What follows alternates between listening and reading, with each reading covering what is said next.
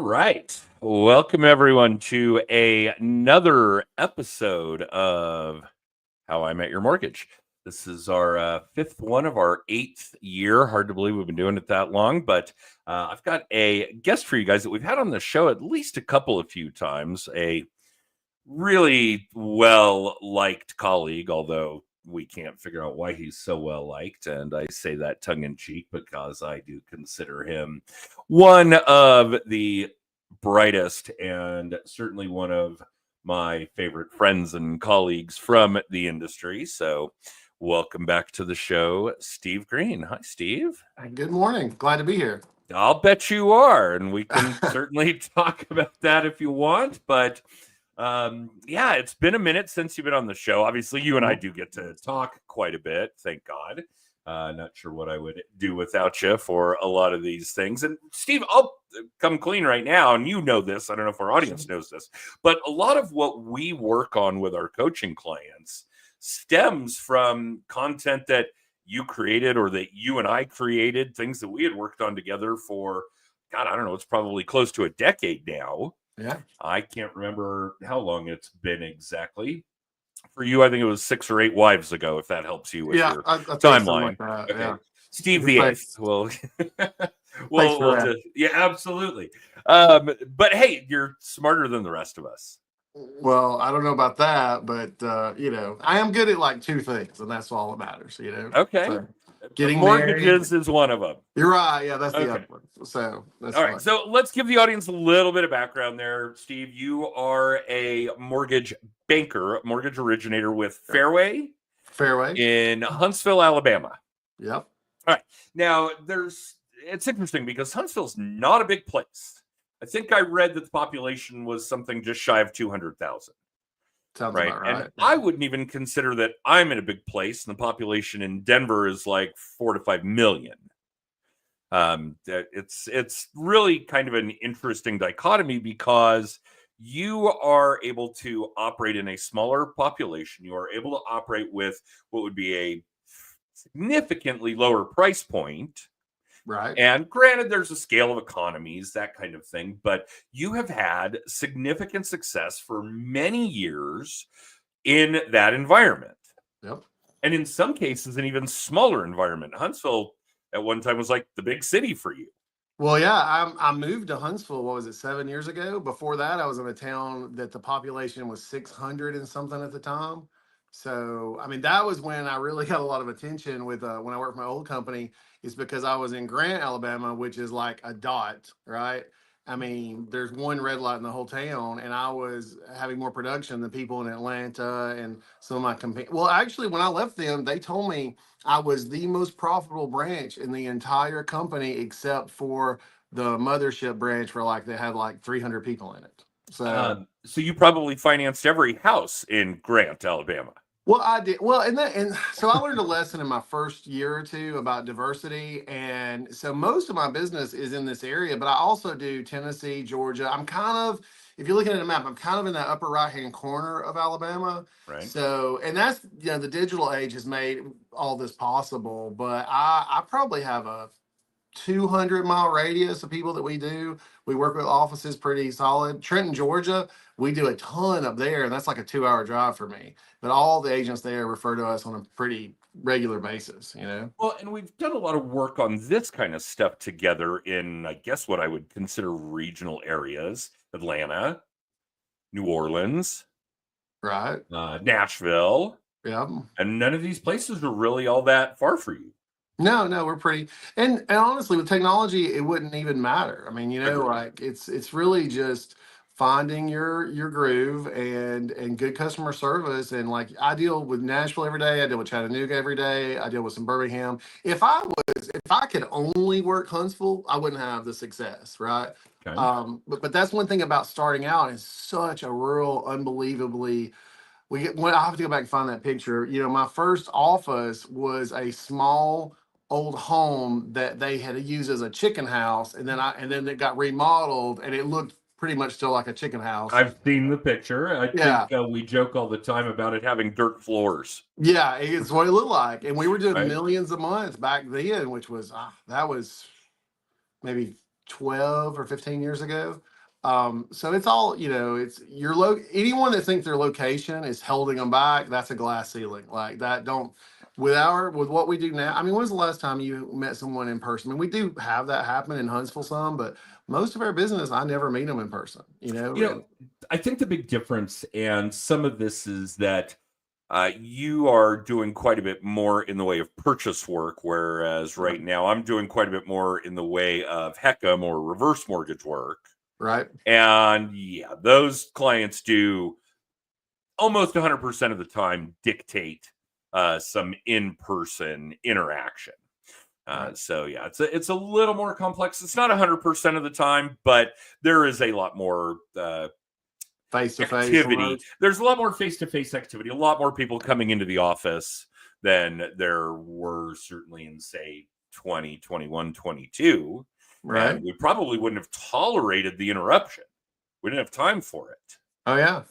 Well, and I don't do any reverse work really, and we do very few refinances. The refinances we do are the purchases we close that call us and they want to look at it.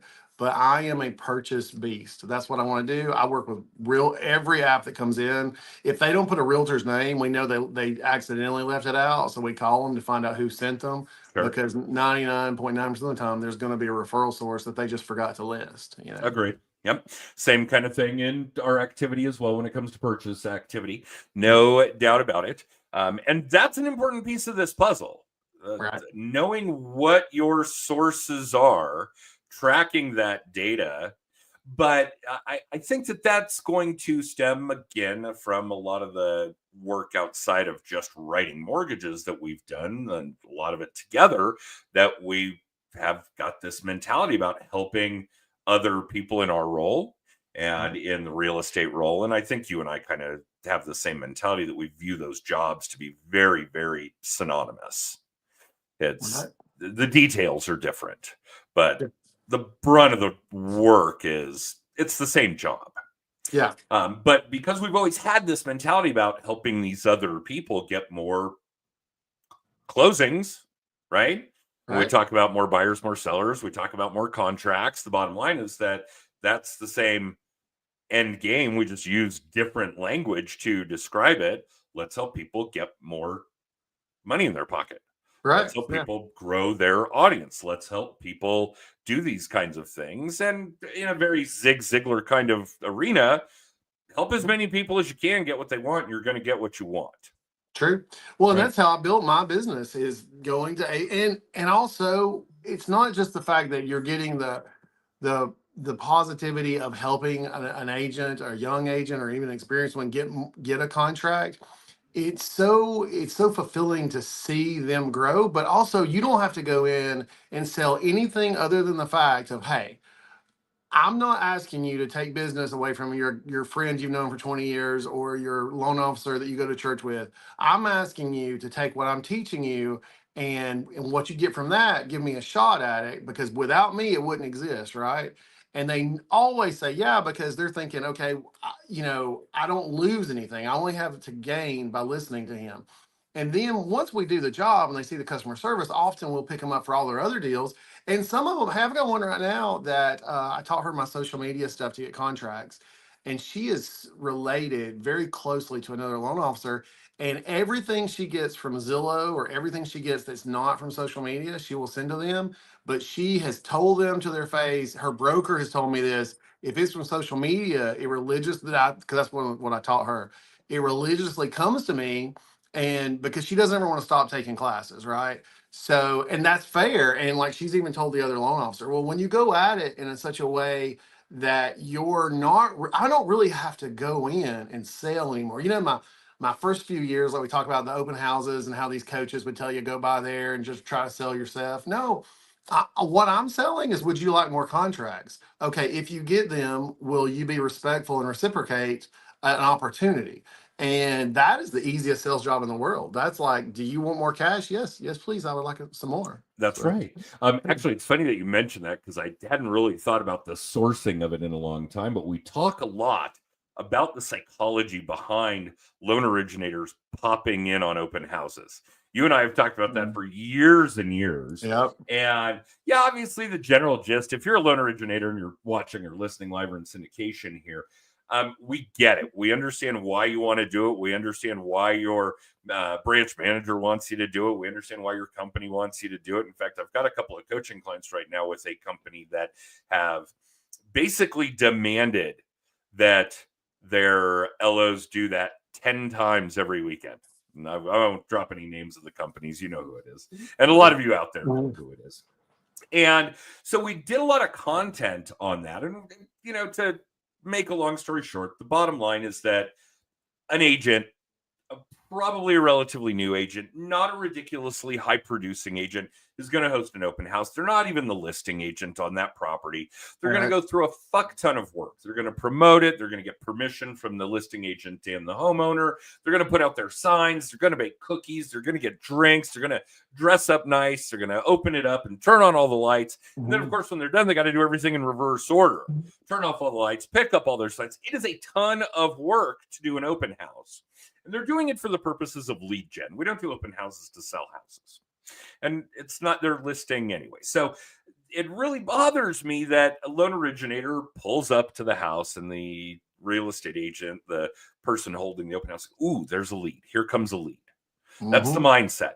As I'm coming up the walkway as this idiot loan originator, they think I'm a lead. I'm not going to buy or sell right now. I'm not going to buy this house right now, but someday I'm going to buy or sell a house, and they're going to use me to do it.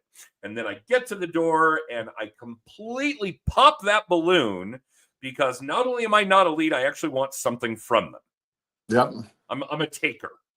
It's not like a giver. Like a telemarketer phone call or absolutely. Yeah.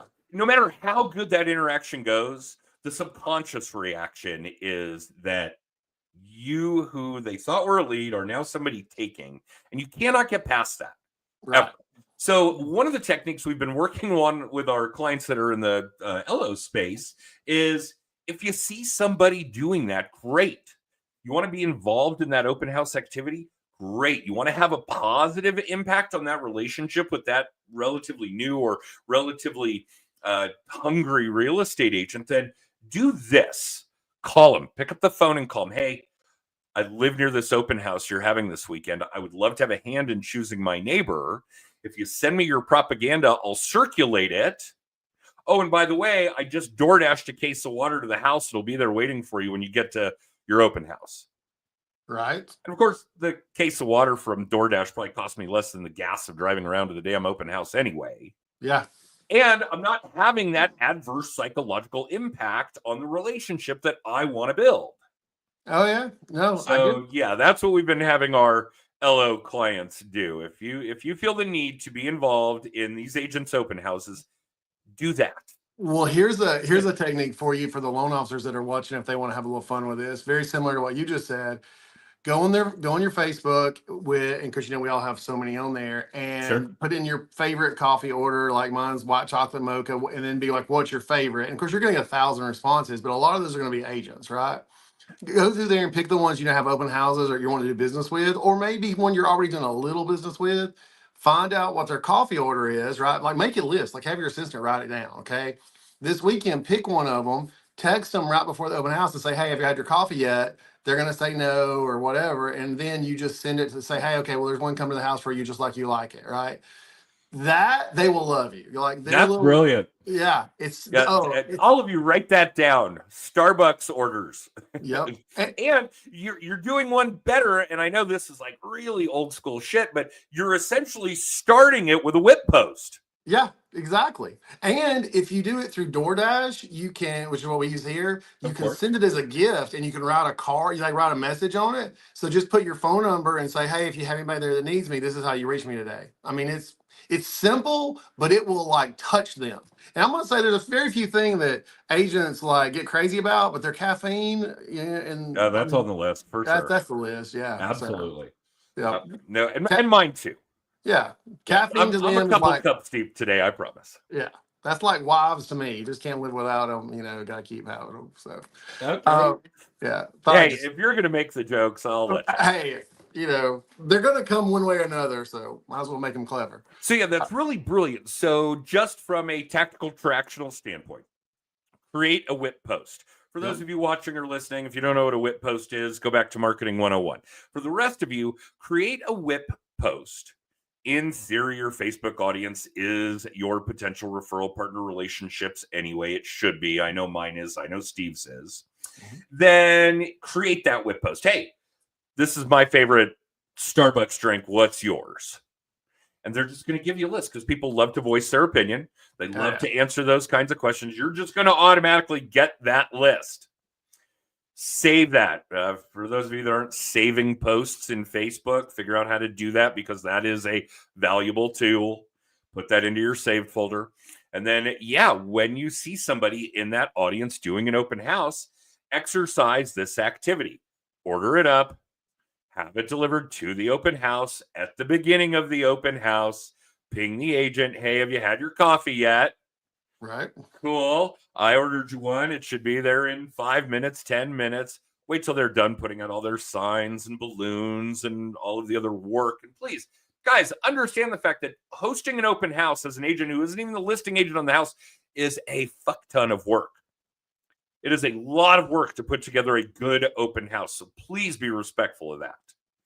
And then, you have kind of made a little notch, a mental notch that is head and shoulders above what a lot of LOs are doing. How many are still doing the core and are calling 40 fucking agents every Monday and asking if they want to have a cup of coffee? That's a headache right there. Oh, man. Well, we used to laugh. And for those of you that don't know Steve or haven't seen or heard previous episodes with Steve, at the time that we formulated some of this, Steve was married to a real estate agent. That was like number 4, right? Or 5, I can't remember. 16, 18, I can't remember. That was her age. And we would actually pepper her with questions about this stuff and get legit feedback from somebody who was a boots on the ground real estate agent. And she basically had to start turning her phone off on Monday mornings because of all of us loan originators that wanted to buy her a cup of coffee. And we didn't really want to buy her a cup of coffee. We just wanted to take. We're just takers. We just wanted her to refer us people, and we really weren't going to give anything back except maybe the $5 cup of coffee, and that was it. Nothing of real value coming there. So, treat that differently. Approach it with something of real value. Approach it with something memorable. We talk all the time on the podcast about a book I absolutely love called The Purple Cow, right? Which the emphasis of is just do shit differently. Do the things that people won't do. Separate yourself, make yourself memorable, make yourself noticeable, because we all drive around, and I'll bet this is certainly true in Alabama. And if we're not saying roll tide, right, and we're not saying, happy birthday, Uncle Dad, then we're basically seeing fields of cows and saying, ooh, cows. Hey, there's cows. And they're brown and white and they're black, there's cows. But if you saw that purple one, you would remember it. Yeah, you'd talk about it. You talk about it. Be the purple cow. That's what I talk to real estate agents about every day. Like, be the one that people remember. If everybody else is doing it, don't do it. Find an alternative to put it out there, right? And that makes such a difference in their careers. Here we went to a stage where every closing, every realtor was posting the picture at the attorney's office, right? And it started the algorithm started picking that up. It started going down. Absolutely. So I had mine changed to a picture at the home with a little story of the buyers, with permission, of course. And the story format and the home, it went completely viral compared to the everyday, every single post thing, right? Like, nobody wants to see the same thing over and over and over again. Gotta stand out. It's not a matter of, even when it comes to social media, it's not even a matter of us wanting to see it over and over. But social media won't promote it if it recognizes it over and over. Those algorithms recognize original organic content, suppress posts in the algorithm that aren't. You're actually hurting your edge rank with that kind of redundant shit. I talked about that. Obviously, and many of you in our audience know that I recently took a position as chairman of the board for a nonprofit here in Colorado. And a lot of the work that we're doing there is social media work. because the presence was zero. We've got a grad student in New York who's real big on social media helping us with this stuff. And it's fantastic. And I really made it clear to the rest of the board and everybody who's kind of doing social media things that don't everybody make this same post at the same time on the same platform, because people aren't going to see it. And one of them was really simple. I think we were just kind of soliciting like $25 donations from the audience. And by behaving in a social media manner where you're doing things that are going to result in the algorithm suppressing your posts, it could be thousands upon thousands of dollars difference for what this nonprofit is going to gain out of that very simple social media activity. Sure. So yeah, that's an important one. No question. Yeah. Stop doing that, please. All of you. And what a lot of people don't know now is that it's getting much more sophisticated, that you might have an agent here saying, well, I've never paid, it's my first closing, so I'm going to do the one at the lawyer's office. But literally here, I don't know if you're there, but here they all have that background that they use, like with their logo, the attorney's logo. Sure. It's actually, we don't have title attorneys in Colorado, but we all have the title company frame or key, or the cardboard cutout of some man. Yeah. It's actually picking stuff like that up now, and especially if everyone's tagging them, right? If they're getting tagged 5 or 6 times a day, like that location, like ABC Title or whatever, things like that. Well, like our coffee thing we just talked about a minute ago. Anybody watching this, don't make that post when you get off this, because it's noonish here. It's a little earlier there. You need to make that in the morning, about the time that you would normally order your coffee. That's when everybody will respond, and the algorithm will also, morning or afternoon, that particular post will give you a lot more results. There'll be a lot more feed in the feed because it's on people's minds.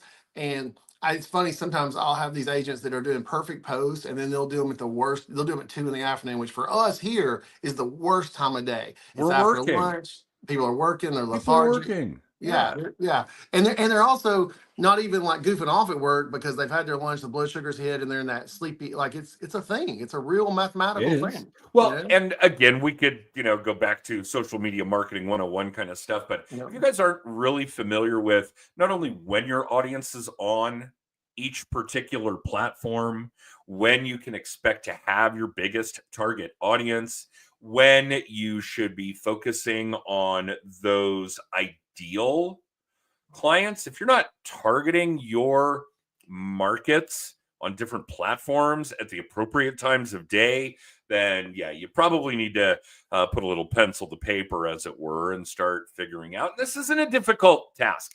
For those of you that are relatively new or aren't really familiar with how to tinker with your EdgeRank and the social media algorithms, then go figure out who your 10 favorite clients ever were. And go see when they are online on each platform and see who they run with. Who are the people interacting with them the most? And when are they online? Because if you love those 10 people, you're going to love their friends. And you want to have a repeat and referral business. That's kind of the gist here. So spend a little time, do a little research. And it's not difficult. It's just, I guess, what we would always call time in the box. Yep, exactly. And I do think that's important to emphasize with those of you that are brand new, your first closing, you want to have the cardboard cutout, fine. Craft your copy. Yeah. Craft the actual post. The photo is, sprinkles on it, on, your cupcake. The actual cupcake, and we talk about this all the time, that the platform knows, whatever social media platform, they know how much time you spend in the box. They know how much time you spend crafting that post. They know when you're on the toilet, for crying out loud. They know. Yeah. So really put some good effort and energy into crafting that post, because the algorithm knows how much time you spent doing that. That will help your EdgeRank. Yeah. So try to be original. Try to be organic. Try to be the purple cow. Yeah. Especially in social media. Damn. And no excuses with I'm not creative. AI fixes all that, right? AI fixes all the problems we've had the last 2 decades if you know how to use it properly. We got AI now that you can make a video. Adam, I don't know if you know this one. You can take this video we're doing right now, And not only will it put it into a different language, it'll move both of our lips to match that To language. match. Yep. Yeah, like that's the kind of technology we have now. So if you're in an area that has like multiple languages and you're missing part of that market, there's no excuse for it. There's none. I mean, you would be shocked. We just closed a loan not too long ago. They were Haitian Creole. They'd been to two other lenders and they could not communicate because Google Translate does not work in some cases because it's too literal. Like phrases are too Well, literal. yeah, complex financial discussions are going to be outside the Yeah. box when it comes to Google Translate. Right. And AI will translate what you mean versus what the literal words are, right? Right. So we were able to get them from application to clear to close, and they wrote us a 5-star review. And they literally wrote their agent this long thing about how wonderful we were and they wouldn't hum a house. And it was because we were up to front of technology, right? It's getting better, it's getting easier. And if you're not using it, you're going to fall behind. Like AI is like my exciting. So I'm teaching classes again, and AI is the cool stuff. It's the new stuff, So yeah, I would agree. And we're doing quite a bit of good work in it. We've created separate modules in the JTT program for it. One of the things that really struck a chord with me, and it's not a secret by any means, at least not in our circle, but I was having a conversation with Scott Chang, who is now local. He lives in Denver after a stint in Austin, which was subsequent to LA, I think. And he said, the majority of the people he comes across, particularly in real estate, are not using AI to solve problems they have. They're actually fabricating new problems for AI to solve, as if we don't have enough problems, right? We are, instead of really opening up our minds to using AI to do the work we already have to do, that most people are actually creating work for AI to do. So yeah, in fact, I'm going to do our weekly little tip, our weekly video blog on that particular subject here shortly. It's crazy. I'll have it done sometime this quarter. We'll put it in the hopper. But yeah, it's and the tools that are available out there in what we would generally call AI, and that's a pretty broad spectrum now, is phenomenal.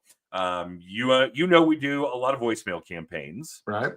And even the technology that we're doing there will now allow me to upload a name list.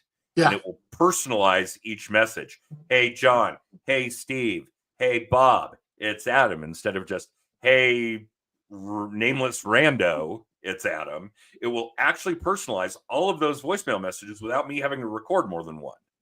So you have the time, but you can still have the best effect, more personalized. Absolutely. Yeah. Now, here is a situation where AI is making a problem I already have solvable. Yeah. I didn't go out there and create a new problem for AI to solve. Right. Okay. So, yeah, for those of you that are watching or listening, really give some thought to whether or not you're using AI to solve problems you already have, or if you're creating problems for AI to solve. And any problem, they say no prayer is too little. No problem is too little for AI. I don't know if I told you this one, because I think there's usually some realtors listening on this too. So I'll go a little. Okay, well, good. You guys listen to me on this one. One of my best students in social media class and stuff. She started about 3 years ago. She closes over $1 million a month consistently here. This is an agent, not an LO. This is a real estate agent. Okay. She does not buy any leads, $0 in leads, 100% of her closings. And $1 million a month here, guys, is like 4 deals a month here. Just because if you're in Adam's neck of the woods, that's like, oh, she closes 1 deal. No, she's averaged about 4 deals. Remember, she's doing about 2.5, 3 years, and it's all organic, right? So she's making everything she's making. She's not having to spend any ROI. But here recently, I say recently, a few months ago, I had a little stint in the hospital, so my time and my brain's a little fried. But she had one she sent to me, and she was like, hey, this one's not moving. I need to sell it. I don't want to lose the listing. And just because I use AI constantly now, I just took 4 pictures of the listing, right? So I was too lazy to even type this in. I literally took 4 pictures of the listing. I uploaded all 4 pictures, and I said, we need a better plan to sell this. Can you give us any marketing strategies, tips, or ideas? Any information to help move this property faster would appreciate it, right? And this is in a paid version of ChatGPT. and it kicked back immediately, and it said this home, and it was a very average looking home, but where it was at, and you would have to know our area, it was just outside of town, and it had 6 acres, and that's very rare. Where it's at, the most you can usually get is like a half acre. Okay, it had a little barn, had fenced. The people before had had a like a horse thing, right? So just a small, like one or two. But anyway, it said to change our marketing, swap the first lead picture in Zillow to the outline of the acreage, yada yada. I mean, it was like bam, bam, bam. She did it and had a contract within 48 hours on that property. And Amazing. never would have thought that's what made that house different, is because it had acreage where most of them didn't. I didn't think of it. She didn't think of it. AI saw it. Right. Like if you're We not had doing done the that, listing in a very traditional manner: front elevation of the yeah, house, picture of the kitchen, picture yeah. of the bathrooms, etc. But nothing purple cow. Right, nothing purple cow. What had worked 100 times before on your subdivision houses, right? Yep. But this was not one of those, and it didn't. And it wasn't so much acreage that it like popped out in your brain, but it was enough that in that. But it even said in this area, that's a very rare find. I mean, AI actually said that, and so boom, boom, it was gone. You know. I think some of it maybe that just as a society, as a species, maybe even, it is very difficult for us to understand that really what's going on with AI is that it's not really artificial intelligence, guys. It's not going to, we're not going to have Terminator, anytime soon. I did get into a fight with the Roomba over a Cheeto, but that's not what we're talking about here. What we're driving at is that AI is now basically the entire wealth of knowledge of the history of man.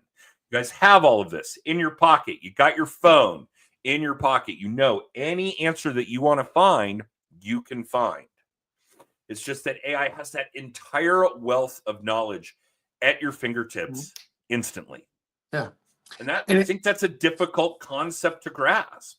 yep. That it literally knows every solution to every problem that's ever been faced in recorded history.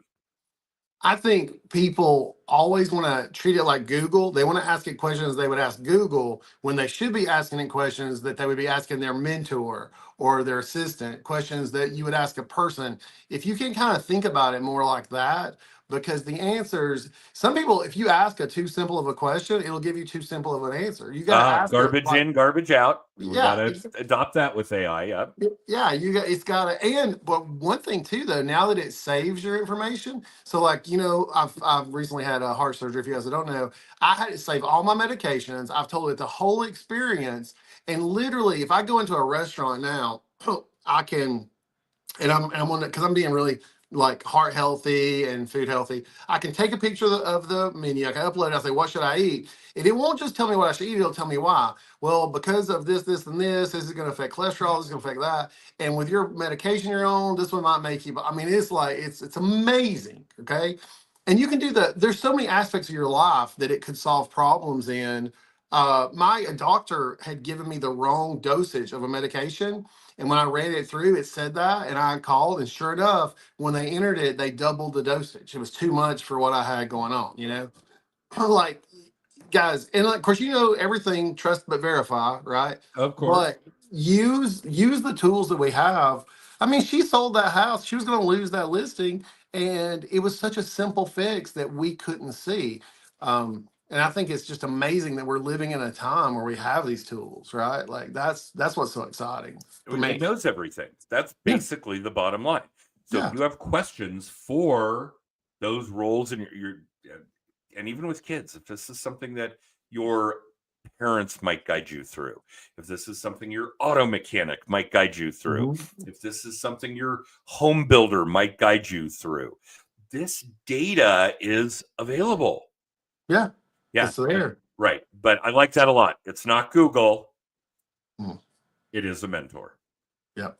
Yeah, AI can legitimately be a mentor. Although I would like to put out there, after a change of some serious hardware, a transfer case output shaft on my Jeep Wrangler, that I am furthering my YouTube mechanic certification.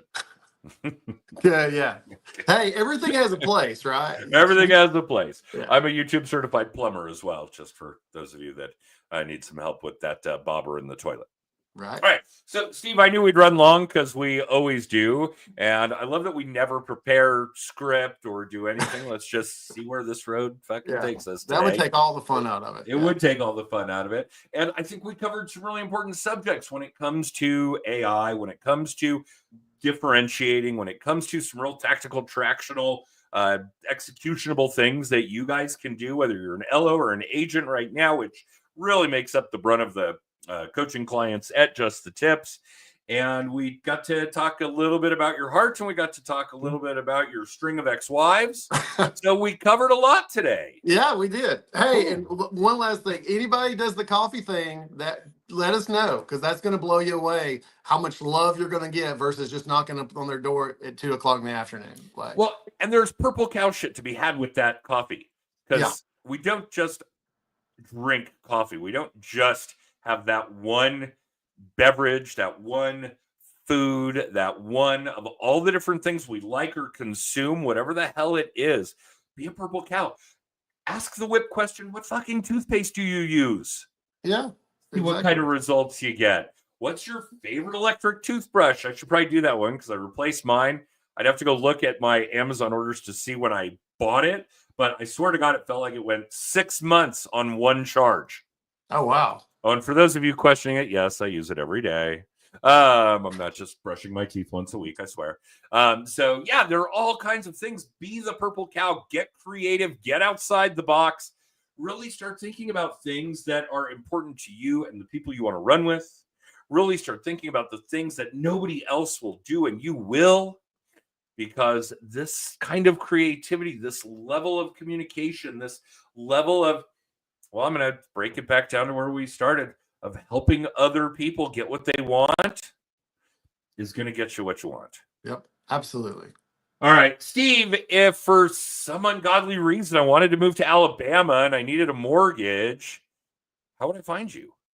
I mean, I'm easy to find. Steve Green, Huntsville, Alabama. Type in mortgage. I'll be the first search results, because I'm good at this sure one. That's true.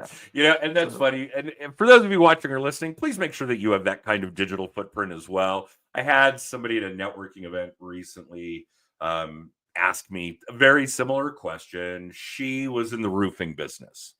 And we'd had a conversation about my home in the mountains that had a metal roof, and it's, an alpine style. It's a very steep pitch. And she was like, well, how do I reach you? I said, well, look up Adam Smith Mortgage Broker. I'm not hiding.